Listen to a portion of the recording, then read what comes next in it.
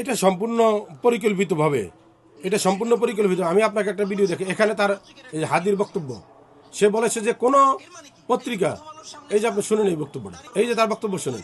আমি মনে করি যারা এটা করেছে তারা দেখেছে যে হাদি মরে গিয়েও বেঁচে আছে। এক হাদি না, লক্ষ কোটি হাদির জন্ম হয়েছে। সে হাদির জনপ্রিয়তাকে ভিন্ন খাতে দাবিয়ে দেওয়ার জন্য, হাদির জনপ্রিয়তাকে ঈর্ষান্বিত হয়ে তারা এটা করেছে। কারণ কোটি কোটি মানুষ, কোটি কোটি জনতা হাদিকে আদর্শ হিসাবে নিবে, যে একজন হাদি কিভাবে একজন প্রতিষ্ঠানে পরিণত হতে পারে, সেটা হাদি মরে গিয়েও আমাদেরকে দেখিয়েছে। এই যাতে হাদিকে সারা বাংলাদেশের মানুষের সমবেদনা, যেন আমি কোনোদিন দেখিনি, কিন্তু তার প্রতি আমার যে মায়া, আমার যে কষ্ট, আমি আজ পর্যন্ত অনেক মৃত্যুর খবর আমি শুনেছি, কিন্তু আমি এত কষ্ট কখনো পাইনি। আমি তাকে আমার অত্যন্ত পছন্দ করতাম, যে একজন মানুষ একা রাস্তায় দাঁড়িয়ে কিভাবে প্রতিবাদ করে ইনকালাম মঞ্চকে সে একটা প্রতিষ্ঠানে পরিণত করে নিয়েছে। কিন্তু আজকে মরে গিয়ে সে শুধু সারা বাংলাদেশে নয়, সারা বিশ্বে সে আলোচিত হয়েছে। হাদি, হাদি নাম একটি। কিন্তু এখন যারা দেখেছে যে আমরা এতদিন পর্যন্ত বাইরে বসে আন্দোলন করি, এত কিছু করি, এত জনপ্রিয়তা তো আমাদের নাই।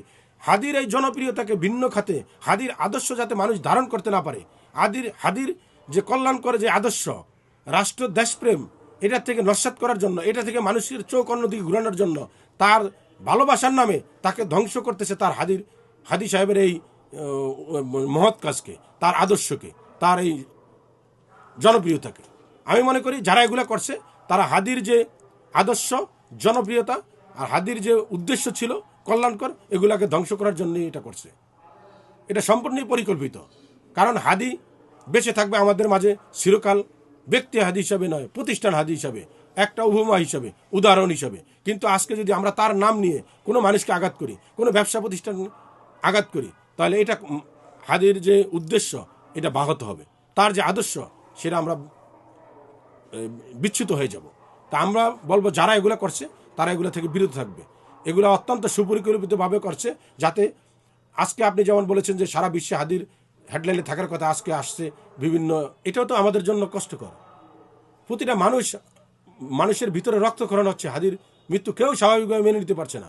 তার এই মৃত্যুকে কেন্দ্র করে কেউ ষড়যন্ত্র করে তার এই কল্যাণকর কাজগুলো আদর্শরে, তার আদর্শ থেকে মানুষের বিচ্যুত হয়ে যাবে, তা কষ্ট পাবে অন্য মানুষ, এটা তো আমরা প্রত্যাশা করি না। শহীদ ওসমান হাদি একজন বলিষ্ঠ কণ্ঠস্বর ছিলেন, দেশপ্রেমিক ছিলেন। কিন্তু আমি বলবো সে বেঁচে থাকতে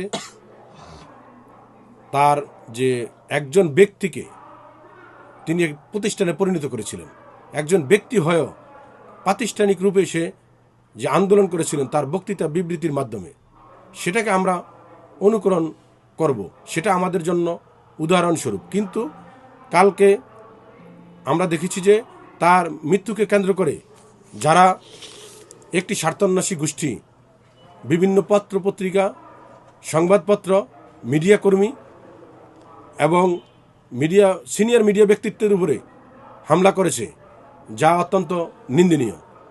শহীদ হাদির যে আদর্শ সেটা কোনোভাবেই এই আন্দোলনের সাথে যায় না। তার মৃত্যুর জন্য আমরা যারা দায়ী তাদের শাস্তির দাবি করব, কিন্তু হটকারী সিদ্ধান্ত নিয়ে তার এই আদর্শ থেকে বিচ্যুত হয়ে নিজেদের স্বার্থ হাসিল করার জন্য যারা এগুলো করছে, আমি সরকারের প্রতি আহ্বান করব, যারা এই শহীদ হাদির মৃত্যুর এই সুযোগ নিয়ে অস্থিতিশীল পরিবেশ তৈরি করার চেষ্টা করতেছে, বিভিন্ন সংবাদ মাধ্যম সহ অন্যান্যর উপরে হামলা করছে, এই আন্দোলনকে ভিন্ন খাতে নেওয়ার চেষ্টা করছে, তাদেরকে খুঁজে বের করবে এবং আইনের আওতায় নিয়ে আসবে, যাতে ভবিষ্যতে বাংলাদেশের কোনো ব্যবসা প্রতিষ্ঠান, সংবাদকর্মী তাদের উপরে এই ধরনের হামলা না হয়। যেটার যে ঘটনা তার বিচার আমরা চাই। বাংলাদেশে কোনো অন্যায় আমরা চাই না। 24শে জুলাইয়ের আন্দোলনে আমরা সর্বাত্মক যারা সমর্থন দিয়েছি, পাশে ছিলাম, আমরা চাইব যাতে আগামী দিন বাংলাদেশ সংস্কারের মাধ্যমে একটি কল্যাণকর রাষ্ট্রে প্রতিষ্ঠিত হয়। কিন্তু কল্যাণকর রাষ্ট্রে প্রতিষ্ঠিত করতে গিয়ে যদি আমরা বিভিন্ন ব্যবসা প্রতিষ্ঠান, সংবাদপত্র এবং মিডিয়া কর্মীদের উপরে হামলা করি, আজকে আপনারা দেখেছেন প্রথম আলো, ডেইলি স্টার সহ 2টি মিডিয়ার উপরে হামলা করেছে, সেখানে কিন্তু সাধারণ মানুষ সেখানে ছিল, মিডিয়া কর্মীরা ছিল, তারাও তো মারা যাওয়ার উপক্রম হয়েছে। তো আমরা যেমন শহীদ হাদিকেও হারাতে চাই না, হারিয়েছি, আমরা কষ্ট পেয়েছি, আমরা একজন সাধারণ সংবাদকর্মীকেও তো এভাবে হারাতে চাই না। কোনো অপমৃত্যুই আমাদের কাছে কাম্য নয়।